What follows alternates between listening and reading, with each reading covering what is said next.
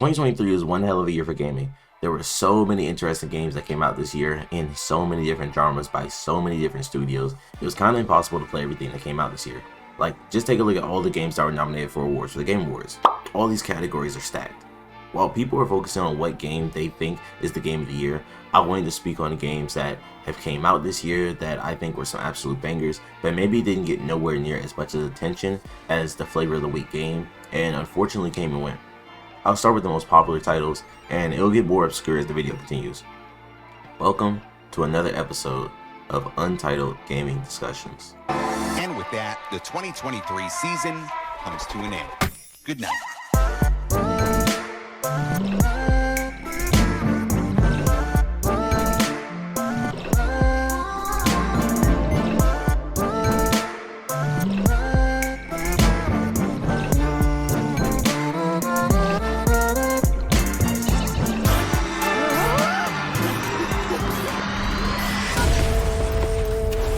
That's me.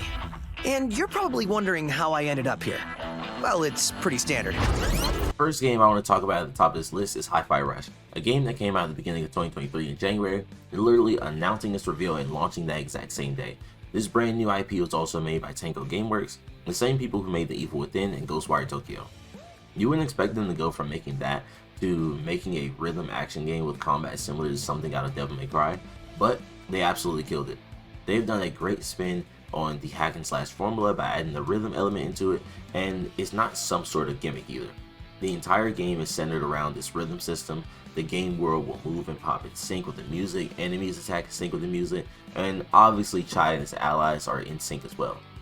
Of course, you get a bonus for playing in sync with the music. By timing your attacks to the beat, you'll deal more damage, and you can also finish your combos with big finishing moves called a beat hit. But if you don't want to do that, then the game won't give you an automatic loss for not staying in sync. You can still beat the game while having no rhythm whatsoever, and the game does a great job helping you do that with various visual cues from the enemies and their attacks and movements. The bar you can add at the bottom of the screen so you can see if you're on beat or not. Chai himself has visual cues that let you know if you're doing a combo right or not. And man, the game has a pretty nice combo system. I've heard people say that it's something akin to Devil May Cry, and while I personally have never played it, it seems very similar. The game gives you access to tons of combos that you can unlock as you continue to progress through the game. These can range from new attacks with Chai, new assists, new super moves, new moves that burn meter to extend combos even further. There's so much player expression within their combat system, and there's even more player expression to unlock after you beat the game, but I won't spoil it. The story is pretty much a zero to hero story that is a very fun tale that doesn't overstay its welcome, and has plenty of charm within its characters and some pretty funny self-aware moments. I think the game really comes together and fires on all cylinders when we start to get to the boss fights. Every boss fight is unique and brings everything Hi-Fi Rush does well into a nice little package. If any of this interests you, please give the game a try, as it's available on Game Pass and Steam.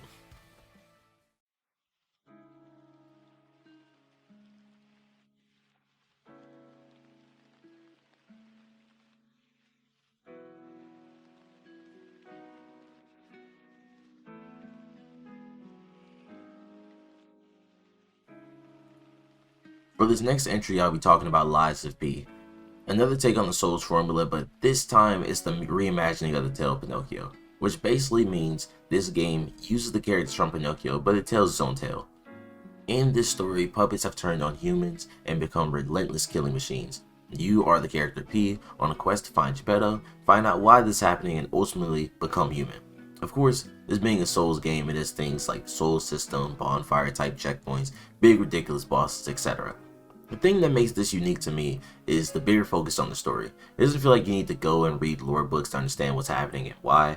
It has some great cutscenes which add on to the storytelling and world building. There's actually a conversation system that plays into the whole Pinocchio being the only puppet who is able to tell a lie, which does pretty well by having some pretty significant outcomes depending on what you say to people. The combat system is pretty straightforward. You have a dodge, a parry, fable arts, and a puppet arm. The puppet arm thing, you're able to change your arm to get different abilities that allow you to adopt different playstyles.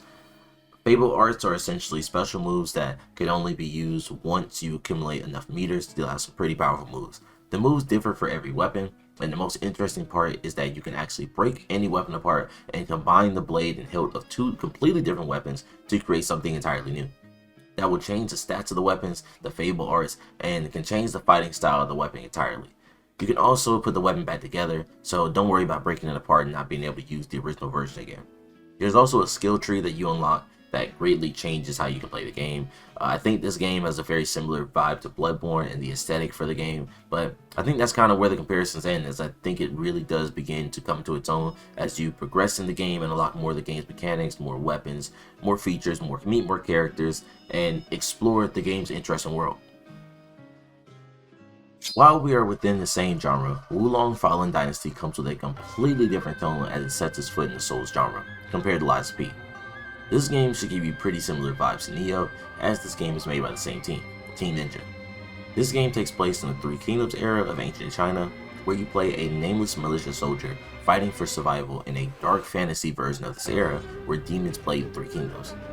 If you know anything about the era or played Dynasty Warriors, you'll see some pretty familiar faces. While I wasn't too interested in the story of the game, the combat is what personally kept me hooked. The combat is pretty fast paced and can be pretty punishing with how the systems of the game works. In this game, everyone has a level, you and your enemies. You begin at a low level at the start of each stage, but begin to gain more levels as you defeat more enemies and explore the environment. But there's a catch to it. You can have your level decreased by your enemies. Enemies can use an attack called a critical blow that cannot be blocked and must be parried. If you are hit by this attack, you lose one level off your fortitude. On the contrary, if you parry this move, you can fill up the enemy spirit gauge to stagger them, and once doing so, you can deal a critical blow to them which lowers their level. You can also end up losing a level when you die. The only way to combat yourself going all the way back to the lowest level is to collect the battle flags around the map, as they do not allow your fortitude to drop below a certain amount. This punishment, alongside the combat being pretty fast paced, can make the combat feel pretty punishing if you happen to make a mistake. And at the same time, it feels very, very satisfying to get the perfect dodges and deflects to build your opponent's meter up to stagger them. Of course, it has all the bells and whistles of a Souls game, such as crazy bosses, crazy weapons, skill trees, and everything you have come to expect. It even has multiplayer so you can play along with a friend. If you enjoyed the faster paced combat games of Sekiro and Nioh, then I think you'll feel right at home playing this game. Remnant 2 is the sequel to one of the most slept on games of 2019, Remnant from the Ashes. This is yet again another take on the Souls-like genre. This is the last one on this list, I promise. And the biggest thing that separates this one from all the other games is that it's actually a third-person shooter. And it's very, and I mean very loosely, even a Souls-like game. At least the second game is. With the sequel, they leaned way more into the looter shooter gameplay loop by expanding upon the subclass system they had set in the first game.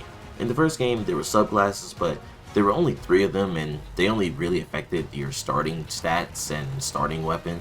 It wasn't much of a big deal as in the second game, where they now have subclasses with multiple skills that you can choose between with various perks and traits that you level up with the subclass as you use it more and more. But unlike the first game, you aren't locked into being just one class. You can swap between any of the subclasses that you acquired throughout the game, and on top of that, you can slot on any 2 subclasses at the same time. Of course, to unlock these subclasses, it requires some extra steps than how I'm describing it, but it is well worth it when the subclasses all facilitate completely different playstyles and allow for so much player expression. You can be a tank class who is too angry to die, you can be a medic able to drop healing for yourself and allies, you can be a summoner summoning creatures you have fought to fight alongside you, you can have a pet dog fight with you that grants you various buffs and can even revive you in the middle of combat, you can be an alchemist which allows you to brew potions and be on your shadow wizard money gain shit. The gameplay loop consists of you going to various different worlds fighting various different mini bosses until you make your way to a major story boss for your area. The best thing of all is every playthrough is randomized. The mini boss encounters are random, the boss fights are random, which also greatly affects the story of the world you are playing. There are also random encounters that can randomly happen that lead to various different rewards. Outside of the final arc of the game, you have to play through the world multiple times to get to fight all of the bosses and mini bosses in it, as you won't be able to play through it all in one go. This game hands down had my favorite boss fight of 2023, with the final boss being a uncontested 10 out of 10. Also, you can choose to make the game as difficult as you want it to be with a choice of 3 different difficulty levels, with even the option for a hardcore mode where if you die one time the game ends. All these difficulties even grant you different rewards for beating them. If you end up playing through the game just a single time, I think it's absolutely worth it, as it offers something pretty different to the looter shooter and Souls-like genres. The tons of replayability through the various different runs with random encounters, build crafting, and lots of hidden secrets. This game is also drop-in, drop-out co-op, so you can struggle with your friends if you like. The Outlast Trials isn't officially out just yet, as only available on Steam Early Access at the moment, but it's still something I wanted to add to this list. The game does come out though this year in March for its full release alongside launching on the consoles. In the Outlast Trials, you are a participant in some insane trials by the good folks at the Murkoff Corporation to test advanced methods of brainwashing and mind control. The trials each have their own independent little storyline and objectives which require you to do various tasks while also being hunted down by the enemies within these missions. I would say the game can be pretty gory and gross, so if that would be something that bothers you, then this may not be the thing for you. This is going to be the first game in the Outlast series that will be a co-op experience, which, as everyone knows, makes the game 100 times more fun when you're able to play with your friends or randoms. It is also recommended you play this within the game chat, as it greatly enhances your experience. The game uses a proximity voice chat system where you can hear other players depending on how close you are to them, and when you get far enough away, you start to use walkie-talkies to speak to each other, which adds to the immersion. The enemies of this game are pretty varied, as you have the normal grunt enemies, the enemies that can see in the dark, people that are blindfolded, the big boss characters, imposters, and even scarecrows in this game, as me and my friend like to call them. There is a sanity system where you become inflicted with more fear gas and you begin to see more hallucinations and stuff that only affects you, and these hallucinations can jump scare you and will distort your audio so you can't even hear your friends anymore, with the biggest problem being the Skinner man once you become completely insane. Outlast Trials also offers a progression system, which after each trial you get experience and currency based on how well you did, and you can use this to buy perks and abilities to upgrade your character to use for future trials. If you are a fan of horror games, then this should be right up your alley. Grab a friend or two and get ready to run for your lives. Sea of Stars is a retro-inspired turn-based RPG that attempts to modernize the classic RPG in terms of turn-based combat, storytelling, exploration, and interactions with the environment, while still offering a hearty slice of nostalgia and good old simple fun. The turn-based combat attempts to keep you more actively engaged by having a system where if you time your button presses and sync your attacks or blocks, you're rewarded by dealing more damage or taking reduced damage, access to combo attacks, etc. You also need to coordinate your attacks due to the game's lock system, where if you master elements correctly, you can stop an enemy from attacking you completely. I don't care too much for turn-based combat, but this game keeps it pretty refreshing with its little additions, and at times combat can be genuinely difficult. The world has little activities you can engage in, like gathering food for cooking, fishing, or playing their tabletop game Wheels. The story is you're playing between either one of the two Socialist warriors, which you can swap between controlling either one at any time. Their mission is pretty simple, as you were told to basically save the world, but there are plenty of little twists and turns of your journey that will keep you playing the game. Various interesting places you will discover with their own little interesting characters. There are going to be some pretty funny moments, some hype moments, and some sad ones. The world in this game really feels alive and makes you want to explore more while continuing on your journey. With the dynamic lighting they have for this 2D art style, this game just looks amazing. Overall, the game is just good old-fashioned fun and has an adventure RPG fans will enjoy. The Crew Motorfest is the first Crew game that takes a break from driving in the States to picking a new location with a different approach to its gameplay formula and brings you to Hawaii. This game is essentially Ubisoft's answer to competing with Forza Horizon, and I love it, to be honest. The game has you play different playlists that engage in different aspects of car culture, with some actual famous personalities making appearances in some playlists. There's one about Japanese cars, one for vintage cars, one for F1 racing, one for EVs, one about the history of Porsche, a playlist featuring Donut Media. There's also one where you take a scenic tour of Hawaii. These playlists offer some different gameplay experiences and are all genuinely unique. There maybe a different gameplay mechanic that you now have to use, or they will change the map to fit the vibe of the playlist you're doing. And if you played the Crew 2, you can also import every single car from the Crew 2 into this game, so you don't even lose your car collection. There are tons of cars for you to collect even if you didn't play the Crew 2, and there's so much customization for your cars. And if you want to get some of the premium cosmetics, you can open your wallet to buy them from the store. If you're not into that, then there are actually many cosmetics you unlock after beating a playlist and completing its challenges, so the grind does not stop there. On top of all that, there's seasons that bring in more content to the game to keep it fresh and brings new rewards. This game actually surprised me by just how much fun it was and the amount of content that is in this game. The game looks absolutely stunning, and I cannot recommend this game enough if you are a fan of racing games. Nickelodeon All-Star Brawl 2 ended up being my third most played game on Steam in 2023, and the game only came out in November of 2023. I dropped a total of 74 hours in the game in 2023 because I fucking love this game. I enjoy platform fighters more so than traditional fighters, as personally, they're just easier for me to understand and as a result more fun. I never was a big fan of Smash though, and at first glance that's exactly the vibe this game gave me. But man, this game is so different compared to every other platform fighter. Nickelodeon All-Star Brawl 2 is a platform fighter with a cast of Nickelodeon characters that serves as the roster for the game. This game features a story mode, online and offline modes, and it even has an arcade mode with minigames. The story mode actually is a roguelike where you essentially get the background of the game and serve as a nice little tutorial for your introduction to the game. Progressing through the levels, you are able to unlock new costumes for characters, new power-ups for you to make your future runs easier, and you fight some popular Nickelodeon characters that appear as bosses. The thing that sets this apart from a lot of other platform fighters in my opinion is the slime meter. You have your normal attacks, charge attacks, special attacks, shielding, dodging, all normal stuff you expect from a platform fighter, but then we add the slime meter. The slime meter behaves like a super meter in any 2D fighter, where you fill up the bar to max to perform super moves, but you can also do things such as burn meter to enhance special moves. You can burn meter on shields so your shield doesn't chip away and break. You can slime burst to stop combos to prevent yourself from getting eliminated. You can slime dash, and one of the most important properties, you can slime cancel.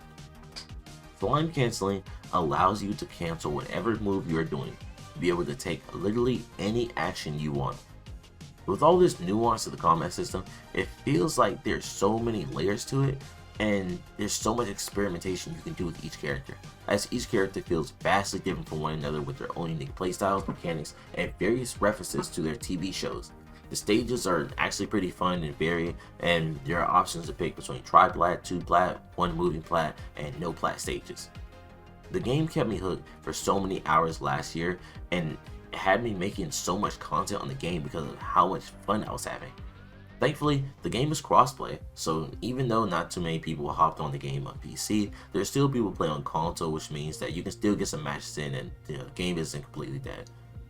I cannot recommend this game enough for those who are interested in the game and may be on the fence. This is a very fun game, and I strongly recommend it for those who play platform fighters. Shadows of Doubt is honestly a game like no other. It is an immersive sandbox detective stealth game set in a fully simulated sci-fi noir city of crime and corruption. You are in the shoes of a private investigator who is living within this city, who is trying to earn cash by taking odd jobs and tracking down serial killers. Every city is procedurally generated with various shops, cafes, pharmacies, hotels, apartments, and even entire black market areas. There's an entire eat, sleep, drink system. You need to worry about keeping warm. If you get wet when you're running around, there's a chance that you will slip and fall. You need to heal yourself from various status ailments. There are games you can play, there's various side missions you can start on, and everyone in the city is doing their own thing. Every citizen has their own day-night cycle of routines that they follow unique to themselves. All these systems make the game feel very immersive and the city feel alive, especially when you get around to actually solving the murder cases. You will need to scan for fingerprints, read the newspaper for details on the murder, buy items from City Hall to aid in your investigation, checking every corner of a house for evidence, go through phone books, look through emails, watch CCTV footage, everything you can to get as much evidence as possible to find the murderer.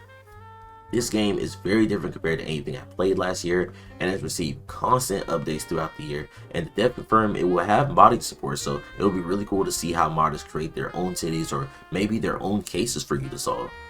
Currently, it's only in early access on Steam, but maybe it'll come to consoles later down the line. Summum Aeterna is a fast-paced roguelike in which you create your runs with these things called world seeds, with each world seed having its own modifiers, having different starting locations, completely new mechanics being added to that one world, but the game continually expanding upon that concept as you get more and more runs in. You unlock new shops, new lore, new weapons. Every time you go into a run, it will be completely different from the last, and it can be as hard or as easy as you want it to be, since the seeds are also different and all have different modifiers. The combat is very fast-paced and very fluid. I was genuinely surprised by how much I actually did end up liking this game. The story I didn't care too much for. You were like a demon king who fell from power or something like that. I don't know. I'm 100% here for the gameplay, I'm not gonna lie to you. The combat is fun, getting a build going can be insane, the bosses are actually hella cool, and some references to other games or shows. If you are looking for a different type of Metroidvania roguelike, then this might be right up your alley. The final game we have on the list is going to be Stop Dead. In Stop Dead, a rogue AI is determined to destroy its creators. Players use their superhuman abilities to run, jump, and slide. The game is inspired by Doom, Portal, and Mirror's Edge and blends speed, action, and carnage into a comic book inspired cacophony of chaos and fun. The game is level based, with each level featuring its own unique location, shortcuts, challenges, and sometimes even bosses. The game's gimmick is in the name. If you stop moving at any point during the game, you die. This naturally makes the game pretty fast paced, and it gets crazier and crazier as you progress through the levels. The mission structure begins to become more complicated and the levels become longer as well. I didn't explain already, but in Stop Dead, there is no weapon you begin with or can select the levels to begin with. You must use the environment to dispatch your enemies. You can throw objects, redirect missiles, throw back grenades, and pick up weapons your opponent's using, all while trying to get through the level as fast as possible and as clean as possible to get the highest score you can for a place on leaderboards. That's going to be all for today. If you want to know more about Stop Dead, I have a video dedicated to speaking about this one game in particular. If you want to see another video in the same style, check out my Steam Summer Game Fest video where I played 9 hours of demos, so you don't have to. Leave a like and subscribe if you made it this far, and let me know in the comments below what are some underrated games from 2023 you played.